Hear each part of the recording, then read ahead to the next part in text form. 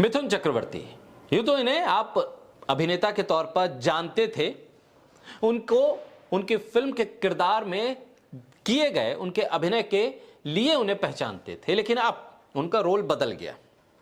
अब वो भगवाधारी हो गए हैं, भारतीय जनता पार्टी के सक्रिय सदस्य हो गए हैं और अब वो भाषण देते हैं तो उनको देश के गृह मंत्री भी सुनते हैं। मिथुन चक्रवर्ती जब भाषण दे रहे हैं और देश के गृह मंत्री उन्हें सुन रहे हैं तो समझिए क्या मंजर होगा, क्या सीन होगा। वो देश का गृह मंत्री जिसके कंधों पर इस बात की जिम्मेदारी है कि सुनिश्चित किया जाए कि इस देश में सभी लोग सांप्रदायिक सौहार्द के साथ रहें, कानून व्यवस्था की स्थिति कहीं गड़बड़ाए ना, कोई हिंसा के लिए उकसाए ना, कोई किसी पर अपनी आस्था, अपने विचार, अपनी भाषा के रौब को एक झटके में उसके ऊपर थोपे ना।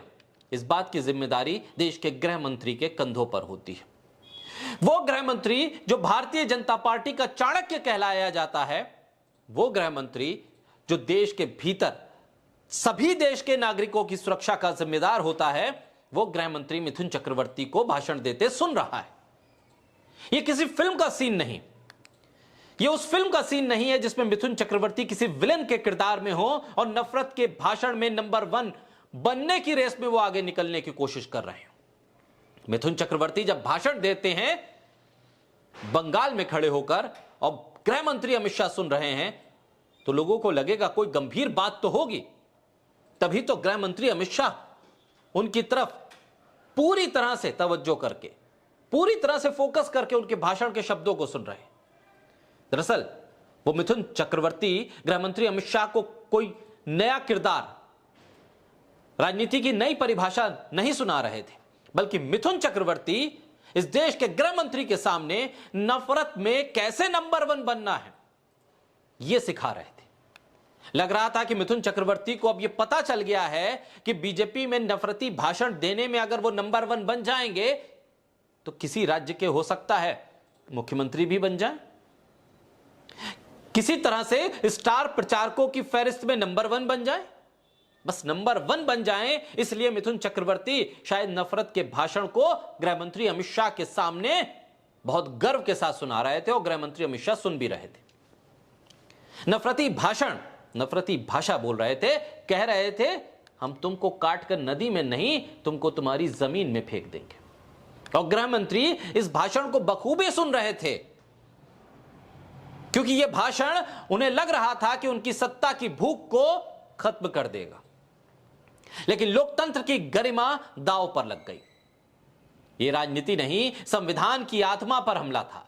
लेकिन वहां कोई भी मिथुन चक्रवर्ती को रोकने वाला नहीं। कैसे मिथुन चक्रवर्ती एक हीरो से नफरत फैलाने वाले राजनेता बन गए, यह सफर कैसे तय कर लिया, यकायक उस भाषण के बाद समझ में आया कि वो किरदार जो मिथुन चक्रवर्ती फिल्मों में दर्शाते थे, जिनको देखने के लिए हिंदू, मुसलमान, सिख, ईसाई, इस देश का हर धर्म, हर जाति, हर भाषा का जानने वाला उनकी फिल्म को देखने के लिए जाता था, वो लोग, इस देश के लोग जिन्होंने मिथुन चक्रवर्ती को स्टार बनाया, आज वही मिथुन चक्रवर्ती बदले में इस देश को नफरत दे रहे हैं। देश के गृह मंत्री की मौजूदगी में मिथुन चक्रवर्ती, जिसकी फिल्म की टिकट हर समुदाय, हर जाति के लोगों ने खरीदी, कोई भेदभाव नहीं किया कि मिथुन चक्रवर्ती की फिल्म किसे देखनी है, किसे नहीं देखनी, उनको इस बुलंदी तक पहुंचा दिया। लेकिन आज वो जब भाषण देते हैं तो मुसलमानों को काटने, मारने और नरसंहार की बातें करते हैं और इस पर कोई कार्रवाई, कोई एफआईआर नहीं होती है। और सबसे गंभीर बात तो है कि देश के गृह मंत्री इस भाषण को सुन रहे हैं और वो उनको चुप भी नहीं करा रहे, क्योंकि बीजेपी में आने वाला कोई दल, नेता, मंत्री, कार्यकर्ता या कोई पहचान वाला भी कोई इस तरह का भाषण दे दे तो कार्रवाई तो होती ही नहीं है। ऐसी मिसाल मिलती नहीं है। दादा साहब फाल्के पुरस्कार अभी मिथुन चक्रवर्ती को दिया गया, शायद उसके लिए इस तरह की बहुत सी स्पीचेस देनी पड़ी। लेकिन बॉलीवुड में तो मिथुन चक्रवर्ती के अलावा बहुत से एक्टर्स थे जिनको यह अवार्ड दिया जा सकता था, लेकिन मिथुन चक्रवर्ती का ही सिलेक्शन किया गया क्योंकि उनमें वो गुण था कि वो मंच पे खड़े होकर मारने, काटने का आह्वान कर सके। पश्चिम बंगाल के बीजेपी के कार्यकर्ताओं को उकसा सकें। तभी डिस्को डांसर के नाम से मशहूर मिथुन चक्रवर्ती अब भाजपा की नफरती राजनीति पर डिस्को कर रहे हैं।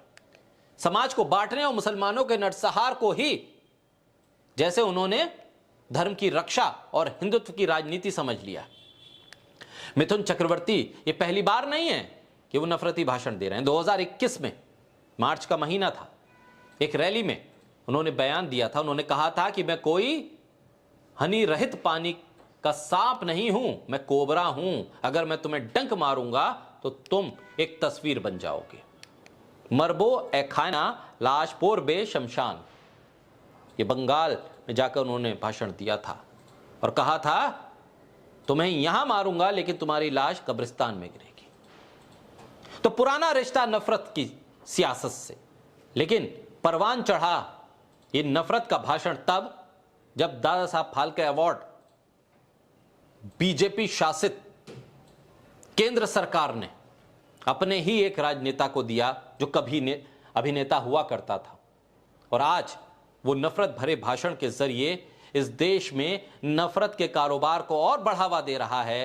हैरत तो तब है कि इस नफरती भाषण को देश का गृह मंत्री भी बहुत तल्लीनता के साथ सुन रहा था।